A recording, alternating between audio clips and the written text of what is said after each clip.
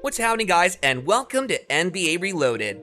Kevin Durant attended Game 4 of the Turkish Airlines EuroLeague quarterfinals best-of-5 series between AS Monaco and Olympiacos after being invited by his former Brooklyn Nets colleague and current La Roca team player Mike James. Attendance at Salle Gaston Médecin was coupled with the home team's tied victory 78-77 to force Game 5. Durant's pal had 18 points, 6 rebounds, and 4 assists in 39 minutes and 42 seconds of the 40 minutes he played. To find out more about Kevin Durant visits EuroLeague playoffs, keep watching this video. But before we get started, please be sure to like this video and subscribe to the channel so you don't miss out on any of our future videos going forward. Number 6. Durant at EuroLeague playoffs. Back in Greece, the do-or-die game will be held next Wednesday at the Peace and Friendship Stadium in Piraeus to determine which team will progress to the season-ending and championship-clinching Final Four. Anadolu Efes and Real Madrid, the defending champions, have already qualified for the Final Four. In addition to Olympiacos and Monaco, Game 5 of the best-of-5 series between FC Barcelona and FC Bayern Munich will be determined on a win-or-go-home basis. Durant was a member of the 2020-21 NBA team that included James. After the Nets advanced to the Eastern Conference semifinals but were eliminated in 7 games by the Milwaukee Bucks and Giannis Antetokounmpo, James returned to Europe to join Monaco. And their first ever journey to the playoffs. Number 5. Partying in Greece. Kevin Durant has already moved on from the Brooklyn Nets' 2022 NBA playoff defeat at the hands of the Boston Celtics. The two-time NBA champion was chastised for his performance against the Greens, and he retaliated on everybody who mentioned him, no matter who they were. He's currently on vacation, hoping to spend some quality time traveling around the globe, watching basketball, and learning about other cultures. He was recently seen in Monaco attending a basketball game. He apparently kept an eye on former teammate Mike James and chose to continue to assist him. KD was later sighted in Greece, where Olympiacos and AS Monaco were battling it out to determine which side would represent Greece in the Final Four of the season. At Peace and Friendship Stadium, he was booed by supporters who had the same feelings about him as NBA fans. That didn't seem to bother the athlete, as he was afterwards seen partying at a nightclub and even performing songs. After Olympiacos defeated James' squad 94-88, Hoops Hype, through Blast nightclub, posted a series of footage showing Durant having a good time at a club. "I'm not sorry. Things happen. There will be no sobbing over spilt milk. It's about how we can improve and grow," Durant said. "There's no time to be sorry or angry about it. Find a way to improve and become more proactive as an organization. We can't say we're not sorry for what we did. It simply happened the way it happened."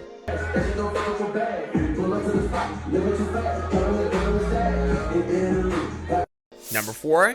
Not the first time Durant has struggled to stand on his own against Celtics. Kevin Durant is clearly fired up with his postseason troubles. It's a game of bleep. Before wrapping off his news conference after the Brooklyn Nets' Game 3 defeat to the Boston Celtics, Durant informed reporters, "Bleep game. The Nets are down 3-0 in the best-of-7 series, which has seen Durant play some of his poorest postseason basketball. In the 3 Brooklyn defeats, Durant has averaged 22.0 points, 5.3 rebounds, and 5.3 assists per game, while shooting 38.5% from the field. The Celtics have harried Durant with toughness and length, relying on their rangy wings to force the all-star forward into difficult shots and to play a more assisting role. As a consequence, Brooklyn has lost 3 games in a row, all by 7 points or less. It's reasonable to ask whether the Nets would be up 3-0 instead of facing elimination if Durant was performing at his usual level. We know what it is, man. At this point in the year, I don't believe any statement or action will be effective. We figured it out. On Monday, we have another game. Come out and play," Durant urged. "Losing, simply put, you're not making the best choice.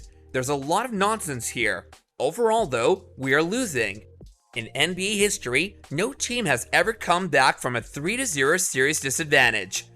From the free throw line this season. And he can play a bit, can't he? Number 3, what happened to the PG from PG County? After Brooklyn's last regular season game less than 2 weeks ago, Irving referred to Durant as the in the locker room and at the post-game news conference PG County, which is the point guard from Prince George's County. Durant recorded a career-high 16 assists despite shooting poorly against the Indiana Pacers. Irving applauded him for not overthinking and letting the game come to him. Durant has faced more severe defensive coverages than he would like this season. Teams would sometimes trap him as soon as he crossed half court. The Nets have often used 2 or even 3 players who are overlooked by opposing defenses. It's no coincidence that the Golden State Warriors deployed a box-and-1 and a triangle-and-2 in Brooklyn in the first game after Joe Harris's season-ending ankle injury. Durant and the Nets were able to take advantage of all the attention by using ball movement and smart cuts to compensate for their poor spacing. Brooklyn scored 122.8 points per 100 possessions in Durant and Irving's 523 regular season minutes together. In 111 playoff minutes versus the Celtics, that number plummeted to 111.9 per 100. Boston kept Durant off the ball by denying him airspace, driving lanes, and forcing him to think. Number 2, Durant was irritated by more than just the switching and aggression. Boston is a savvy defensive unit that communicates effectively, closes out on shooters, and makes the most of its length. Brooklyn, on the other hand, got in its own way. The Celtics have attempted 103 three-point attempts in the series compared to the Nets' 74. Even after the Nets cut back on their long twos on Saturday, after 2 straight games in which they took more than in any regular season game, too many possessions went the same way. Durant catches the ball about 17 feet from the basket, facing a loaded defense with multiple teammates inside the 3-point line. Rather than focusing on getting Durant the ball inside the arc, the Nets might have had him start the offense more often. Mike D'Antoni's reasoning for placing James Harden on the ball 6 years ago included conserving Harden's energy down there in the wrestling battle, with guys trying to hold him and keep denying and all that. When Durant used high ball screens against Boston in Game 3, Brooklyn had some successes, but this wasn't the main tactic. Trying to give him entry passes, the Nets repeatedly turned the ball over. I think we were just trying to find a mix of him being at the top of the key attacking, but also not taking as many wasted dribbles against a wasted defense, Irving said. Number 1, Boston makes things complicated. The Milwaukee Bucks challenged Durant to defeat them on his own in June, and he came dangerously close.